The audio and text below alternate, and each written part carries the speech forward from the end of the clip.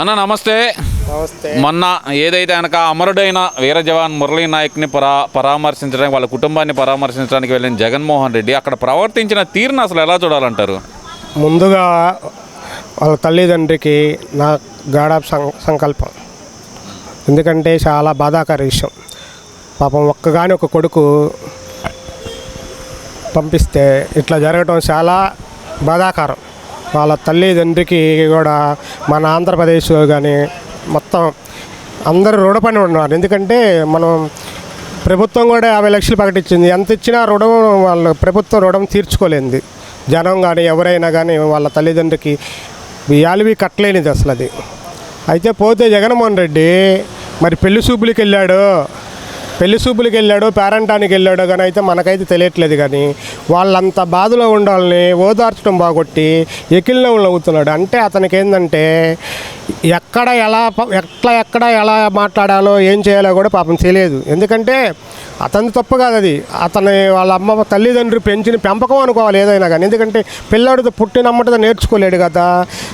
పోతే స్కూల్లో మాస్టర్ అని చెప్పాలి, లేకపోతే తల్లిదండ్రి అని చెప్పాలి ఇట్లా బిహేవ్ చేయాలని. కానీ అతనికి ఏంటంటే మరి తల్లిదండ్రిని నేర్పలేదో గురువులు నేర్పలేదో తెలియదు. కానీ ఎక్కడికి వెళ్ళినా కానీ వాళ్ళు ఏడుతుంటే వీళ్ళు నవ్వుతుంటాడు. మరి అదేం సంస్కారం నాకు అర్థం కావట్లా.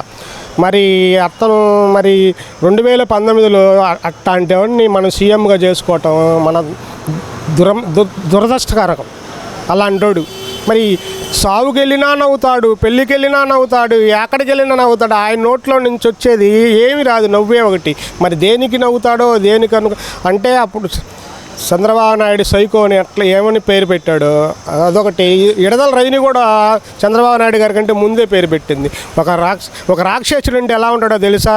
మన ప్రతిపక్ష నాయకుడు జగన్మోహన్ రెడ్డి లాగా ఉంటాడు. ఆ రోజు చంద్రబాబు నాయుడు కంటే విడుదల రజనే ముందు చెప్పింది ఇలా ఉంటాడు అలా ఉంటాడని. కానీ మరి ఆయన ఏమనుకోవాలో ఏమో అసలు. ఇంకా మరి రోడ్ల మీదకి వచ్చినప్పుడు కానీ ఎవరైనా మరి ఏందా మరి వాళ్ళ నాయకులని చెప్పాలనుకుంటాను నేను. పెద్ద నాయకులు ఉంటారు కదా, అనుభవం సీనియర్లు, వాళ్ళు అన్నారా బాబు నువ్వు సాగు కాడికి వెళ్ళినా నవ్వుతున్నావు, పెళ్లి పేరెంటాల కాడికి వెళ్ళినా నవ్వుతున్నావు, ఇట్లా కాదు నువ్వు బిహేవియర్ మార్చుకోమని వాళ్ళన్నా దయచేసి చెప్పండి. ఎందుకంటే అది ఒక బాధాకరమైన విషయం. అవతలలో ఏడుతుంటే మనం నవ్వడం అనేది సంస్కారం కాదు కదా. మానవత్వం ఉన్నోడైతే అసలు అట్లా చేయపోడు కూడా. నవ్వటం సంగతి పక్కన పెట్టండి, ఆయన అలవాటు అనుకోవచ్చు. ఈ సీఎం అని అర్పించుకోవటం ఒకటి, అలాగే చూస్తే కనుక ఇంకో పక్కన జై జగన్ నినాదాలు ఇప్పించుకోవడం, అది చనిపోయిన దేశం కోసం ప్రాణాలు అర్పించిన వీర జవాన్ మురళీ నాయక్ ఇంట్లో నట్టింట్లో జై జగన్ నినాదాలు ఇప్పించుకోవడం అసలు ఎలా చూడాలంటారు?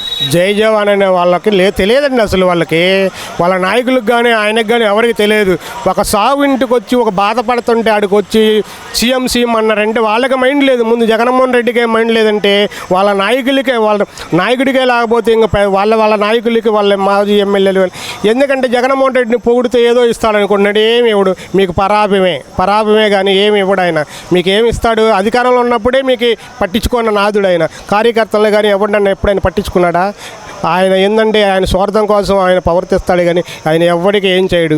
అసలు మీరైనా బుద్ధి జ్ఞానం ఉందండి. మీరు సీఎం అని ఒక సాగు ఇంటికి వచ్చి వాళ్ళు బాధపడుతుంటే పరామర్శించడానికి వచ్చిన వాళ్ళు మీరు కూడా కొద్దిగా పరామర్శించారు. సీఎం అని ఇంకేం సీఎం ఒకసారి చేస్తేనే బస్టు పట్టించాడు. అట్లాంటి మాటలు మాట్లాడితే ఆయనలాగా మిమ్మల్ని కూడా పిచ్చోళ్ళుగా లెక్కేస్తారు నా దృష్టిలో. ఎందుకంటారు? అది జన సమీకరణ చేసి అంతమందిని తీసుకొచ్చి హడావుడి చేయాల్సిన అవసరం ఏముంది?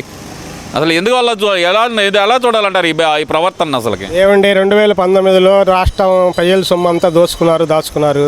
ఆ డబ్బులు తీసుకొచ్చి రోడ్ల మీద తిరిగి వాళ్ళ నాయకుడు వాళ్ళకి ఏదో ఇస్తాడని చెప్పి, మా నాయకుడి కాడు పెద్ద ఖజానా ఉంది, నూకిని ఖజానా ఉంది రాష్ట్ర ప్రభుత్వాన్ని అని చెప్పి మీరేమన్నా అనుకుంటున్నారు? మీకు ఏమి ఇవ్వడు, ఏ స్వల్పం మీకు ఏం న్యాయం అంటే జరగదు.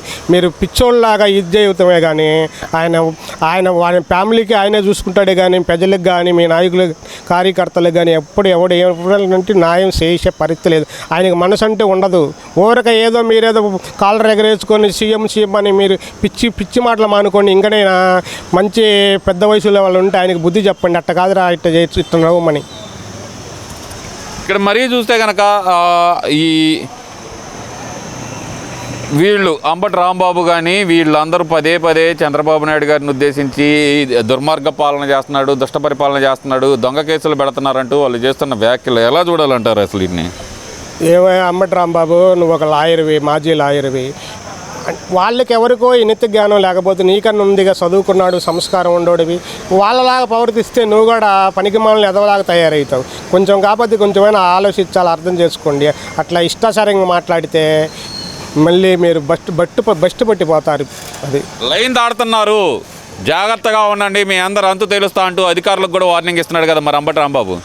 ఏమండి, మీరు అధికారంలో ఉన్నప్పుడు అధికారులని ఇష్టాచారంగా వాడుకున్నారు. మీ దెబ్బకి తట్టుకోలేక మీ ఏం చెబితే అది చేశారు. అట్లా అని చంద్రబాబు నాయుడు అట్ట ఉద్యోగస్తులాగానే చూస్తాడు, కానీ మీలాగా తప్పుడు పనులు వాళ్ళతో తప్పుడు పనులు చేయబోడు. మీకు నోరు మూసుకొని ఎంత చాలా జాగ్రత్తగా మాట్లాడితే పద్ధతిగా ఉంటుంది. ఉద్యోగస్తులు కూడా వాళ్ళ మీద తిరగబడాలనుకుంటున్నాను నేను. ఎందుకంటే ఇష్టారాజ్యంగా మీ మీద నిందలేసి వాళ్ళ మాటలు మాట్లాడుతున్నారని చెప్పి మీ ఒక ఉద్యోగస్తులు వాడేవాడండి అంబటి రాంబాబు ఓడిపోయి పక్కన కూర్చోబెట్టి జనం పనికి రానివాడని చెప్పి పక్కన కూర్చోబెట్టినోడికి మీరు ఎంట్రీ ఇవ్వండి. వాడికి ఎట్టబడితే అట్ట మాట్లాడితే ఇష్టారాజ్యంగా మాట్లాడితే మేము మటుకు మళ్ళీ మీ మీద కేసేస్తామని చెప్పి మీరు వార్నింగ్ ఇస్తే అప్పుడు సైలెంట్గా ఊరుకుంటారు. పదే ఉద్యోగస్తుల్ని పోలీసుల్ని బెదిరించడానికి గల కారణం ఏంటి? పనులు చేయకుండా ఆగటానికి అంటారా, అరెస్టులు చేయకుండా ఆగటానికి అనుకోవచ్చు అంటారు ఈ అంబటి రాంబాబు లాంటి వ్యక్తి?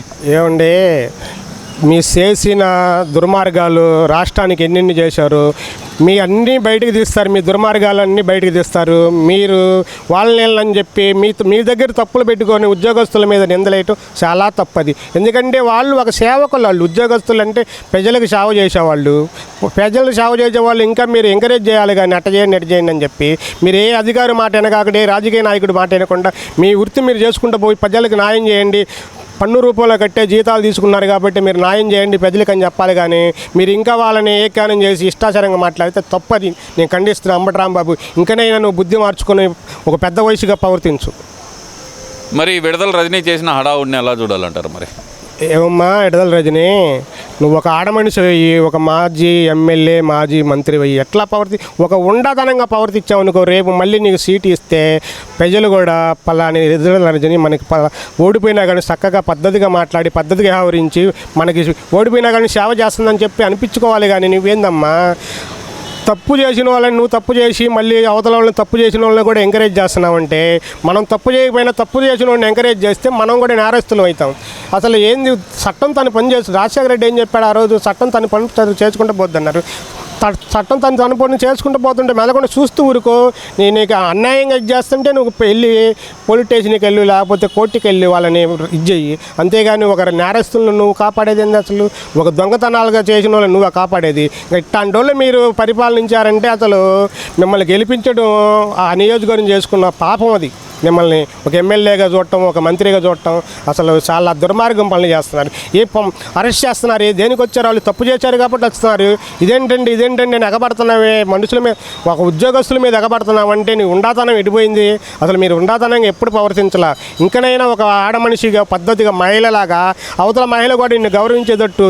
అంతేగాని నువ్వు పోలీసుల మీద వాళ్ళ మీద వీళ్ళ మీద నువ్వేంది ఎగురితే పెద్ద ఇళ్ళని అనుకుంటున్నావా ఏంది? నాకు చాలా అర్థం కావట్లేదు. మళ్ళీ నీకు నెక్స్ట్ సీటు ఇస్తే 4 ఓట్లు పడేటట్టు మంచి పరిపాలన, ఓడిపోయినా కానీ మనకి సేవ చేసింది విడుదల రజనీ, మళ్ళీ ఆమె కావాలని కోరుకునేటట్టు చేసుకో. అంతేగాని చీచా అనిపించుకోగా విడుదల రజనీ.